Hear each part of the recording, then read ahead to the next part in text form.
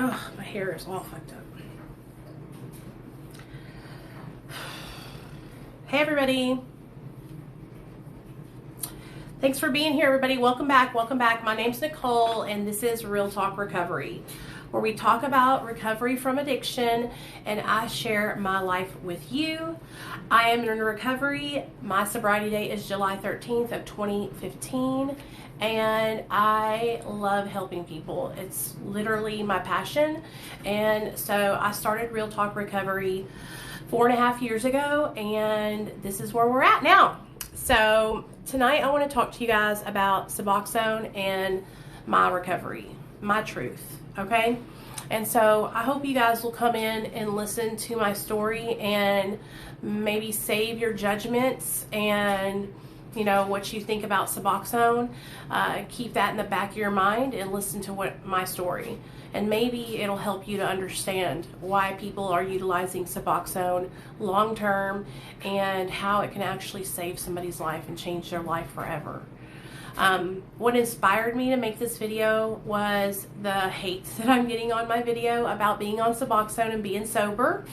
And then I got a text message to my cell phone from a follower of mine that I've helped for the last 4 years, who called me a monster because I support people being on medication-assisted treatment for as long as they need to be on it.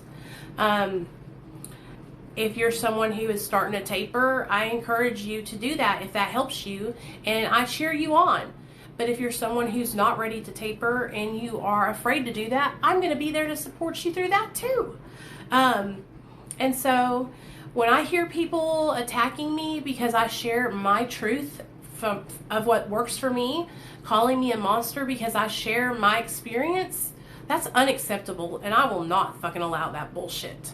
I have worked so hard to get to where I'm at, and I work so hard every single day. I spend countless hours on my phone all day, every single day, answering text messages, answering DMs, answering emails, answering the phone, helping people who are dying from this disease of addiction. And I'll be damned if people are going to take my hard work and fucking ball it up and try to act like I ain't done shit, because I have. So let's get into it. I was in my active addiction for 13 years, okay? I started out using marijuana, alcohol, and cocaine. I was 17 years old when I started getting high, and I was a young girl with insecurities, and I did not love myself. I didn't love myself, okay? Every time I looked in the mirror, I thought I was ugly, I thought I was fat, and I thought I wasn't good enough. And what made things even worse is that I was different from everybody at my school. I went to a country school where everybody in there was white. I was one of the only brown kids in the whole school, and I got made fun of. I got called taco, I got called burrito, I got called spick, I got called wetback. And that hurt my feelings. It hurt my feelings, and I felt very insecure because of that. But I didn't let it get me down, and I proceeded on in my life, okay? At a very young age, I was probably like 7 or 8, you guys, I was at my grandma's house, and we were playing outside. I lived in California. My mom actually was born in California and had to learn how to speak English because my mom's first language was Spanish. And so we were in California at my grandma's house, and I was playing hide and go seek with this neighbor boy. He was like 18 years old, and he touched me inappropriately. And I can remember being so afraid, I froze. I was like, oh my God, what am I going to do? You know what I mean? Like, I'm going to get in trouble. My mom's going to be mad at me. And I didn't say anything. I just kept it a secret and went on about my business. Well, that affected me, okay? It affected me as a young girl, and I didn't really talk about it. So as I grew up, you guys, I started to attract the kind of men that would take advantage of me and use me. They didn't love me. They didn't care about me. They used me for what I could give them. Because I've always been a hard fucking worker. I've always been a hustler. I've always been someone who gets in and gets it done. Like, I don't waste time. Okay? I've always been like that. I've worked hard for everything I have. Nothing has ever been handed to me on a silver platter. Ever. Ever. My social media, built it on my own. From the ground up, just me. No one helped me. No one gave me a hand up. Nothing. Okay? And so I worked my ass off. So when I was 17 years old, you guys, I was dating this guy named Robert, right? Hey girl, is that Nicole? I was dating this guy named Robert, and Robert was super cute, but he was a year older than me. And so he was already like experimenting with drugs and stuff. And so I started smoking pot with him. And when I first tried marijuana, I was like, this is okay, you know, I'll take it or leave it. But then I found alcohol. And alcohol gave me courage. Hey Sybil, what's up, girl? Come on in. I'm sharing a little bit about my story because I think it's important for people to understand that they cannot judge somebody. You can't judge someone for being on medication-assisted treatment. And it's so wrong, you guys, to go under people's comment section and tell them they're not sober or they're not in recovery, or that's just it's just wrong. So anyway, I don't support that kind of stuff, you know? I've never left anybody a comment like that, like saying that they're not in recovery. That's bullshit. So anyway, I started, Robert. Robert was older than me, and so I was getting high with him all the time, and we started doing cocaine together. And when I tried cocaine, you guys, it was everything, because it made me feel like I had energy and I didn't want to eat a lot. And so, like I said, I struggled with my weight. And so I started abusing cocaine at the age of 17. Then methamphetamine came in, and I was strung out on meth by the time I was 18 years old and I graduated high school, you guys. I failed out of college because I was high on meth and I didn't sleep, and so I couldn't do my work. Hey Chickies Chocolate, what's up, baby? So methamphetamine quickly took over and knocked cocaine out of the way, because meth, I could use it and stay up for 3 days in a row. I wasn't hungry. I could do my work. I was going to work. I was doing all these things high on meth. And so I was like, you know, when you're a kid and you're young, you don't see I didn't see that there was going to be negative consequences from it. I didn't even think about that. I just know that it was producing a good feeling, and it was helping me, and I was getting stuff done, and I felt like I was actually achieving things, you know? Well, me and Robert broke up, and like I said, he really was hard on me about my weight, you guys. He always told me that I needed to lose 5 more pounds or 6 more pounds in this, and then you would be perfect. And that has stuck with me all my life. I'm looking at myself in the viewfinder right now, and I'm like, Nicole, why were you so hard on yourself? You're beautiful.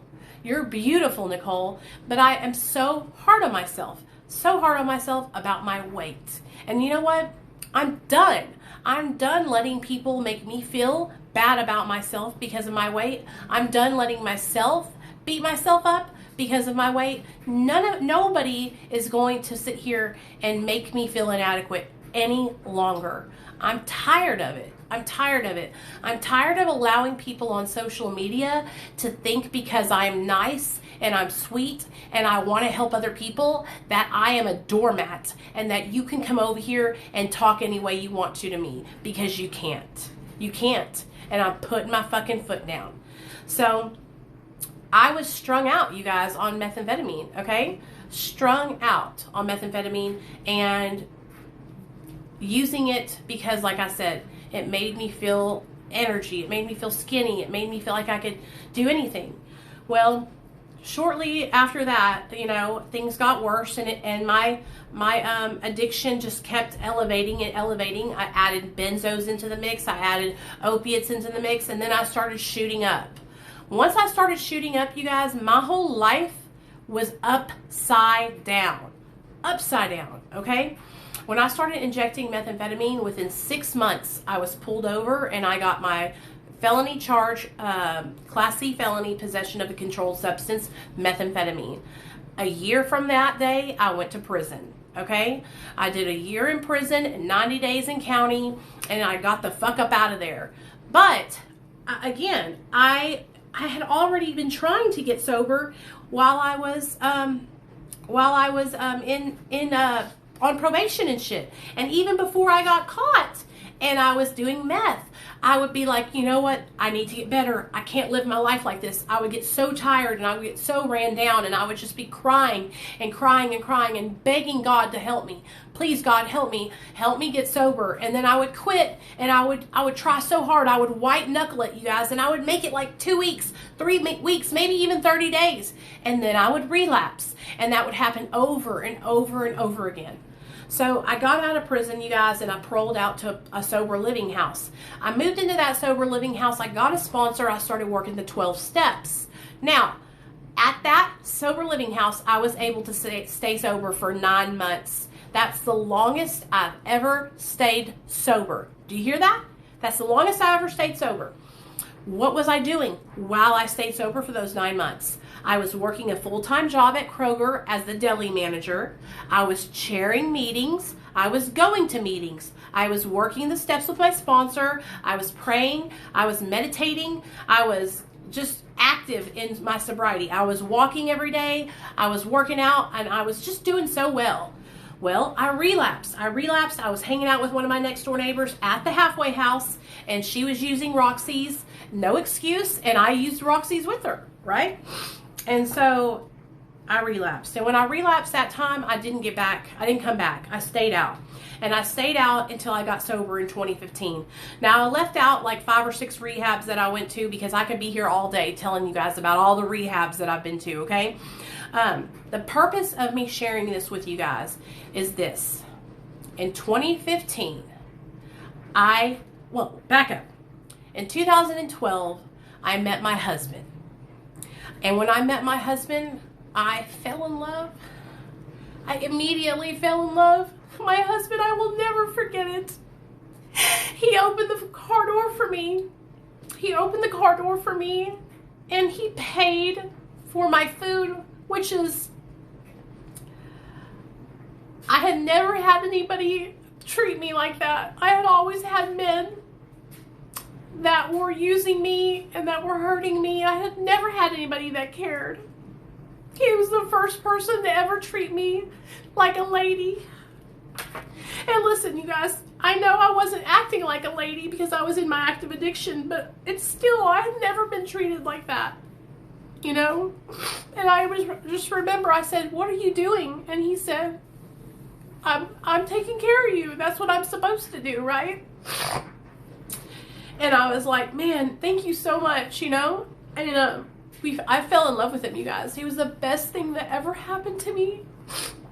But as our relationship progressed, I realized within about a week that he was also an active addict. And he was on drugs, just like I was. And so we both got really bad on drugs together, you know? And that was in 2012. In 2012, we both were using methamphetamine and oxys and methadone and Roxy's and everything. Anything we could shoot up, we were shooting up, okay? In 2013, we got pregnant, and that's when I had my little boy. In 2013, I got pregnant, and I'm going to tell you guys this, and I feel like so many people are coming to my page and they're new and they're just going to judge me, and I just know they are. But it's like, I just need to tell people this because I know there's people out there who have been where I'm at. And so I got pregnant in 2013, and I tried so hard to stay sober, but I was unable to stay sober. And I stayed high the whole time I was pregnant with my son. And when I gave birth to my little boy, I was under the influence. And I remember they gave my son to me. And he was perfect. There was nothing wrong with him. And I knew that that was a miracle. I knew it was a miracle that my little boy was perfect, and he was absolutely perfect. And we went home, and I started my life, and I started my life sober. I remember I was like, I'm never going back. I'm never going to use drugs again. This is it. I'm buckling down, and I'm not going to get high ever again. And so I made it 90 days, and I relapsed. Okay, so now I have this little baby. Okay, this little baby, and I can't even stay sober for 90 days, you know, without relapsing. And so after I relapsed, I went off the deep end. My husband was trying to work. I'm running away from the house, leaving my son with my mother and father-in-law, and just getting high, right? Just being high. Not taking care of my son. I was just running around being high. And I'm not going to make excuses, you know. I was getting high, and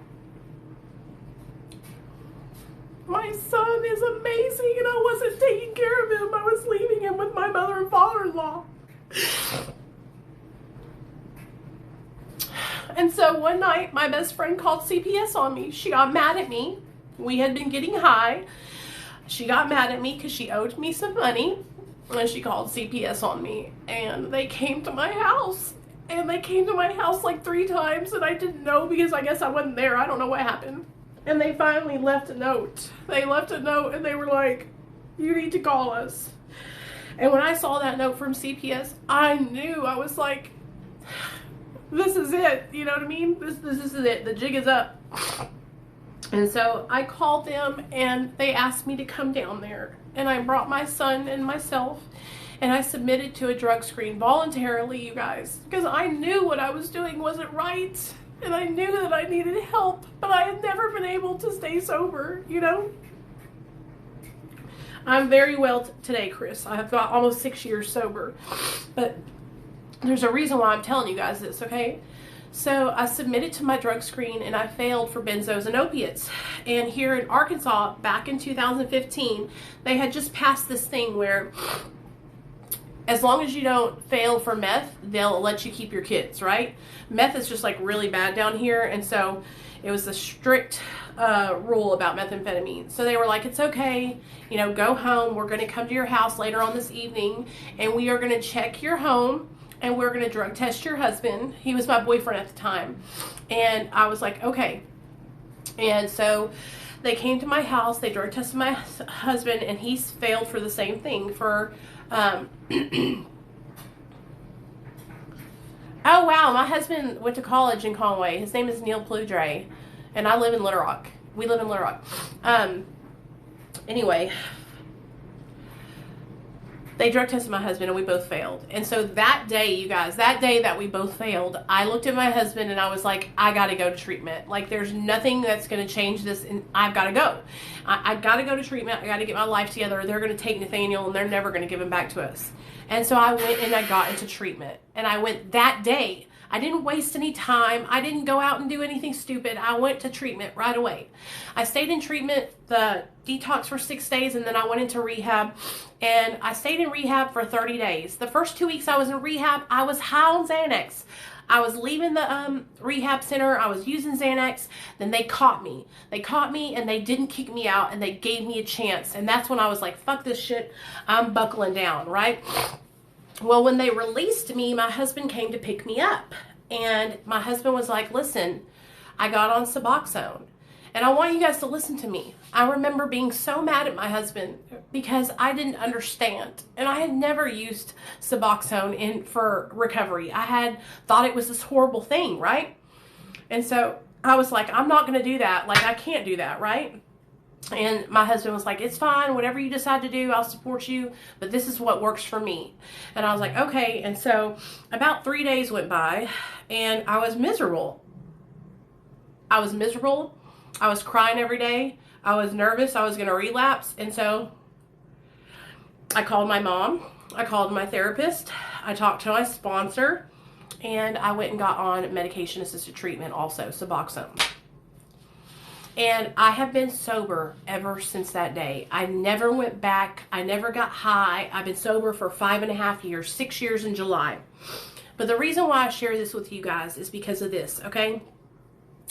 I've been sober without Suboxone before, and I've been sober with Suboxone. And I'm going to tell you this. Recovery, either way, with Suboxone or without Suboxone, is hard fucking work. It's hard work, okay? And I put in hard work every single day, okay? I am transparent about my journey to help other people And when people try to take my recovery away from me, I will not fucking put up with that. I will not allow it because I worked my ass off to get to where I'm at. I have worked so hard. I have spent so much time doing my recovery and trying to help other people. And just because my recovery doesn't look like yours doesn't mean that it's not recovery. And I'm tired of seeing people judging other people because they're different. You wouldn't walk up to somebody that was on medication for their mental health and tell them they weren't sober, would you? No, you wouldn't. You wouldn't walk up to somebody that was dying of cancer that needed pain meds but was also in recovery and tell them they weren't sober, would you? No, you wouldn't. You wouldn't. But y'all do that shit because you guys think that you can. And I'm going to tell y'all something right now. I'm not the fucking one. I am not the one to allow anybody to talk to me anyway. Okay? I'm serious. I'm serious as a heart attack. And if I hadn't worked so damn hard for my recovery, it wouldn't fucking bother me. But you guys, I work my ass off every single day to be a better person, to offer my support and services to other people, and to be strong, man. To be a strong person, you know? It's not easy to get on social media, you guys, and share your life with people, especially when there's people that are set up looking at my social media, they're waiting for me to fail. There are people that have just targeted me for the last 5 years that just want to see me fail and want to make fun of me and want to hurt me. Did y'all realize that there's mean people out there? People that just don't give a fuck about anyone but themselves, you know? And so medication-assisted treatment has helped me. Now, let me share something very important with you guys, okay? Going and get on Suboxone is not a cure, okay? It's not. It is just it's just there to help you and aid you, okay? It's a tool, okay? It's a tool to help you be able to do better, all right? And so that's why I utilize it, because it is a tool that has helped me for so many years. With all of my past relapses, all the times I tried to get sober, right? I have never been able to get sober and stay sober. And that's why being on medication-assisted treatment has been such an amazing tool for me. It has helped me so, so much. But I have not just leaned on it and not done any work. You know, I have been working my ass off for the last 5.5 years, you know? And so when people say things to me like, you know, oh, you're not in recovery, or your recovery isn't valid, I will not listen to that. It's not, I'm sorry, but every single person does not know what I go through. You don't know what it's like to live my life. You don't know what it's like to be in my mind. I work for a treatment center. I work for Dr. B, and I love it. I love it. And I love helping other people. And I love having an open-minded attitude about sobriety. And I love helping people find what works for them. And I will never judge somebody, you guys. Listen, if the 12 steps of Alcoholics Anonymous or Narcotics Anonymous works for you and you have been able to maintain sobriety through those programs, I am so happy for you. But that's just not my experience. And I needed something more than that. I needed more help. You know what I mean? I just needed more help. And I almost feel like, you know, people want to dog us out because we need more help than they do. You know, would you say that to somebody that was sick and struggling? You wouldn't, you know, and I almost feel like some people that are sober, they get threatened because we are sharing about our recovery and how well we're doing, and then because we're thriving. If you are sober and you see another person in recovery who's thriving on Suboxone, then why wouldn't you just be like, man, I'm so proud of you, you know? And I'm just sharing what has worked for me. I'm not trying to insist that any of you guys do the same thing I do, okay? I promise, I'm not trying to make you do what I do, anything like that. I want you guys to find what works for you. What I'm doing here on my TikTok is just simply sharing what has worked for me. Do you know what I'm saying? So anyways, I'll open up for questions now, y'all. What do y'all want to talk about? I wanted to share that with you guys because I feel like when you don't know my whole story, it's easy to say, oh, well, you need to get off medication-assisted treatment. You should have never been on it, or that, this, that, or the third, right? But when you hear my story and you know how hard I've worked and you know what I've been through, then maybe it helps you to understand a little bit better why I have, really, Chris? Thanks, man. Maybe it helps you to understand why I've maintained my medication so long, because I've needed it for every bit of these years that I've been on it. And yes, hey, Diana. Diana, how are you feeling, girl? Diana's in the house. How you doing, girl? How do you feel? How do you feel? Talk to me. Diana just had surgery, y'all, on her wrist, and she's in her sobriety. So, and she was really, really nervous. Okay, so let's hear it. Diana, tell us how you're doing, girl. I think it's important for people to understand, you know, you're giving your own personal experiences and advice from that. I respect you for this so much. Hey, thanks, Elle. I'm so glad I found you. You're so amazing. Hey, Carrie, so are you.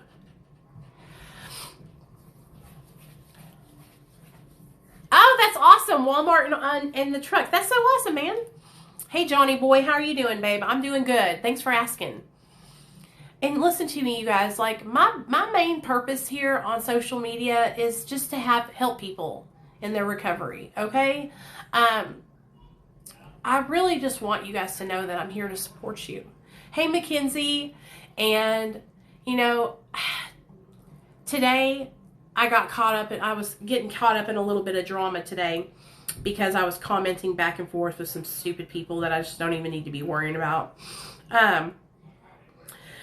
I don't need to worry about any of it. You know what I mean? But it's just hard because when you see people that are one way one day and one way the next, and you just know it, it's just like, ugh, you know what I mean? Makes you feel like I'm trading one addiction for another with subs. Hey, Alex. See, that I'm so sorry that your mom's making you feel that way, and I want to share something with you guys because I have been made to feel like that too for a long time. Medication-assisted treatment is not trading addictions, okay? It's very important when you get on Suboxone to make sure that you have a solid wraparound treatment, that you're in therapy, that you're doing some kind of recovery support, doing some meetings, maybe learning about the disease of addiction, like not just depending on medication-assisted treatment. Because what will happen is when you're on that, if you decide to ever get off of it, then you'll have problems staying sober without it because you won't have any foundation. So the whole goal with Suboxone is for you to build your recovery while you're on Suboxone. If you choose to get off of it, and that's up to you, okay? That is up to you. My mom and dad are still married to this day. They were solid, and they taught me everything I know about working, about paying my bills, but my parents are awesome. I had a really good upbringing. Make sure that you're utilizing Suboxone as something that can assist you in your sobriety, but not just in something that's going to keep you sober. Do you understand what I'm saying? Oh, I hope you'll... Ella, we'll pray for you, girl. And that's the thing, Diana. We all do recovery different. Exactly. And since coming to TikTok, I feel like I just have so much more people who understand that recovery doesn't equal... abstinence doesn't equal recovery, and vice versa. Hey, Pretty Mess, what's up, girl? And just because a person is, you know, in an abstinence-based recovery program, you know, doesn't mean that that's the only recovery that anybody can do. We all are doing our recovery. We're all working hard to change and be better people. Do you know what I'm saying? Like, that's the whole thing, is that we aren't just... Quitting drugs and alcohol is just the beginning of the whole tip of the iceberg, you guys. The real work is within you, and that's where it all comes down to. You know, you can get off drugs and be a shitty person, you know? Yeah, I can help you, Pretty Mess. Just text me. Message me on here. You can get off drugs and alcohol, you guys, and still not be a good person, you know? And so I want to be a good person, and I want to help people, and I want to make a difference, okay? And that's why I share about my experience. That's why I'm honest about being on Suboxone. That's why I've been so honest about me tapering and how I've been doing and whether I do well and when I fall back and when I get back on track, because I want to share that with you guys, and I don't want to be a fake. I don't want to be dishonest, you know? I want to be transparent. And that's why it's taken me so long to get from 12 milligrams to 2 milligrams, because I've been going down so slowly, you know, and I just want people to see that my recovery is not just going to be like, oh, well, she's off Suboxone now. Bam, that's done. I am literally, this is a journey, and you guys are going on this journey with me. It could take 5, 10 years for me to get off Suboxone. Who knows? Who knows? But at least I'm trying. At least I'm trying to make an effort to do it. You know what I mean? I have a Facebook. It's called Real Talk Recovery with Nichole. And I'm better than I've ever been. Exactly, Chris.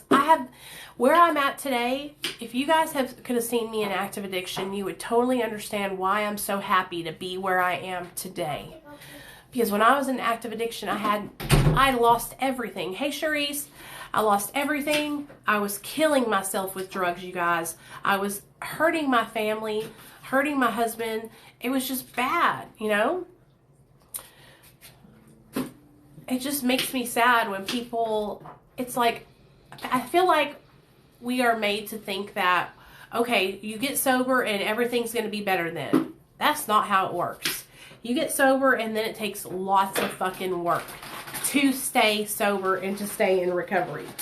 And it's like, don't just get out there and try to, you know, stay sober without any support or any help. It's hard work, man. It's not easy. It's not easy. I feel like shit a lot of days. You know what I mean? You're good. Oh, my back is killing me. Sorry, guys. And I made that video because I was jumping on a trend, but now look at these comments I'm getting. Y'all are gonna die. That's awesome. 21 years, that's a long time, man. Okay, let me read you these comments, okay? You're not sober. Laugh out loud. Stop taking subs and tell me you're sober then. And then somebody else said, they saved my life. That video is going to go all over TikTok, and people are just going to be ripping me from shred to shred. Yeah.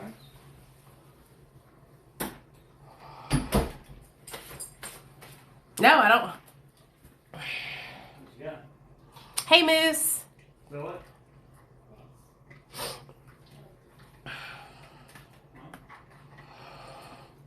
Okay, now? I just want to help people that are in the same position as me. And I know that there's a lot of people out there who are on medication-assisted treatment who have felt judged, you guys. And if you have felt that way and you feel like you're alone, I'm here to support you. You know, I'm here to support you. And I hope people can see that and understand that, because that's what I'm trying to do. I'm trying to help people.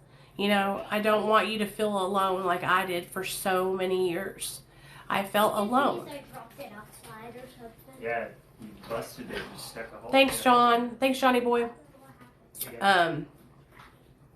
Shoot it with that? Anyway, that's all. I just wanted to talk about that. I think it's important for people to, you know, understand that there's a reason why I share about being on maintenance. It's not because I'm trying to make anybody else upset or anything like that. I'm just trying to help people who have been in my position and you know what it's like. You know, because it sucks to be judged by people in recovery. It's not a good feeling. It's really not a good feeling whenever you know, you think that these people are supporters and you think that they're people that will help you in your recovery because they're also in recovery, but then they're not. They don't care, you know, and they want to say mean things to you. That sucks. You know, it's not a good feeling, man. Anyways, I'm done. I'm done talking about that. Now, what do y'all want to talk about? I'm listening. Do you have using dreams often? Do you have using dreams often? I've been clean for a while, but having using dreams. Honestly, Caroline, sometimes I do. Now, it's usually whenever I watch something about drugs or something like that. Y'all, just so you know, This is the best Kopari, Kopari, best lip gloss. It feels like pillows on your lips. Okay, so about the using dreams. Okay, it's usually whenever I watch something that has drugs in it, like somebody that's maybe an intervention or somebody that's shooting up or something like that. That's when I'll have a using dream. Or maybe if I was talking a lot about a story time that I talked about on here, I might. But when I do, I wake up, I realize it was just a dream. I know that I'm still sober, and I'm like, it's going to be okay. You know what I'm saying? It needs to be talked about. No, it's not you have to be fake because you can't tell them you take. Yeah, I don't want to sub or they say you're not clean. Exactly. I've been judged many times for being in valid chronic pain and having to take pain meds. Joan, we love you, girl. We support you. You know that. And it's, listen to me, you guys. When you guys have these using dreams, it's okay. It's totally normal. Did you know that? It's normal. You spent like what? Half your life damn near using drugs. At least I spent 13 years in my active addiction. And so to say that it's not going to happen is a lie. Absolutely. And you know what? It's totally normal to think about using drugs too. It's normal. It is normal. Just because you think about it doesn't mean that you have to act on it. Okay? So there's a difference between taking action and just thinking about it, you know? Was broken already. It was broken. Let me see it, Nate. Why did you do that? It was broken. Okay, already. is it making a mess? No. Okay. What was I saying? Sorry, my finger's hurting. So anyway, it's totally normal to have using dreams, you guys. Don't beat yourself up, okay? What's up, Janelle? How are you doing, girl? How you feeling today? I see you, sis. I see you. Did Diana ever say how she was feeling? I don't think she ever commented. Is she okay?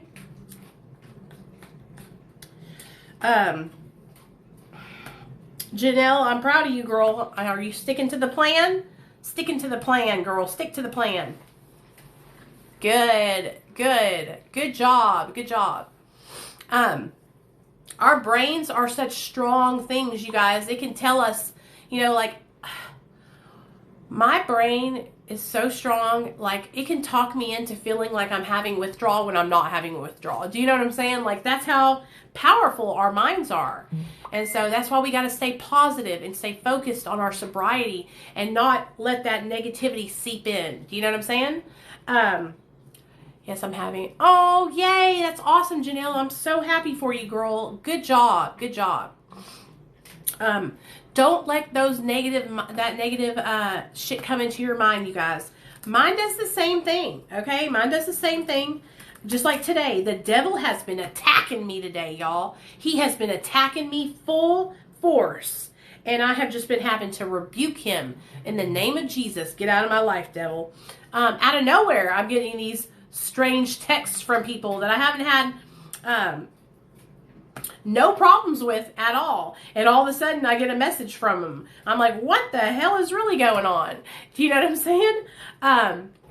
And I think what happened was I shut the door. You guys, I cannot comment on drama. I cannot look at it. I can't make a video about it or nothing. Because when I do, all the demons start coming out after me. All the demons. And so I rebuke all of them. I rebuke them. I rebuke them. I rebuke them. Get the fuck up out of my life. Get the fuck up out of my life. You know? I don't want no part of that. And when I say things like, I don't want no part of that drama that was going on with Ashy Cat and them, it's because I really don't. Because I don't go around making fun of people to make myself feel better. And that's what a lot of these girls do. I'm sorry that I don't want to be a part of that. I'm sorry that I don't want to make fun of other females to make myself feel better. Do you know what I'm saying? And that is why I separate myself from those other people. And anybody who's like, oh, so, it is what it is, dude. Just be honest, okay? You were shitty, and that's not right. Can I tell them something? What, Nate? I know how to use a knife. Yes, you do. Are you proud of me? It has, Tasha. It has, because people are bored. Did you throw everything away, Nate? Throw everything away, Oh, okay? yeah, I forgot the trash can. Because they're bored and they're sitting at home and they have nothing better to do. You know what I mean? And just listen to me. I made the mistake of commenting on Courtney Joy's video and saying, this is hilarious. It's the hypocrisy for me. Because I seen all the drama when it first started. And I remember exactly who it all started with. And so it's funny to see all the people who started all that drama in the very beginning, and now they're all making videos talking about sticking up for her. It's hilarious to me. And I just don't entertain that flippy floppy drama kind of stuff. Like, I just don't like that. But anyway, that's neither here nor there. I just think it's funny. I have nothing against Courtney Joy. I think she's nice. But other girls, I don't like them because they're not nice. Are you okay, Diana? Did you say how you were feeling or no? You guys, we have to protect ourselves. We have to protect our peace of mind. And anytime, yes, Nate, anytime I let people come in and attack my my peace, it makes me not feel well. So, Diana, I'm going to hang up here, and I am going to come and talk to you.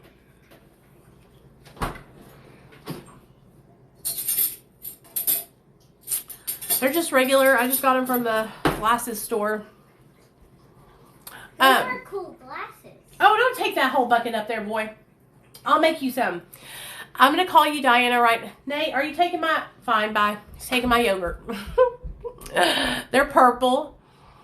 I am going to call you, Diana, because I want to know how you're feeling, and I want to make sure you're okay. Okay, girl? And you guys, if any of you guys want to go live with me later on, I'll pop on at like 9:30 or 10, and we can do an evening meditation. But I think what I'm going to do is I'm going to shut off my social media for a little bit and relax with my family. But I'm here because I want to help people, you guys. And I hope y'all all understand. That's why I share my story. And that's why I'm so passionate about helping people who are on Suboxone. Because I have been judged ever since I started on Suboxone. And I want to fight for people who have been judged like I am. And that's just what it is. So I thank all of you guys for your love and support. It means so much to me. It really, really does. And I'm going to go chill out now, okay? All right. Love y'all.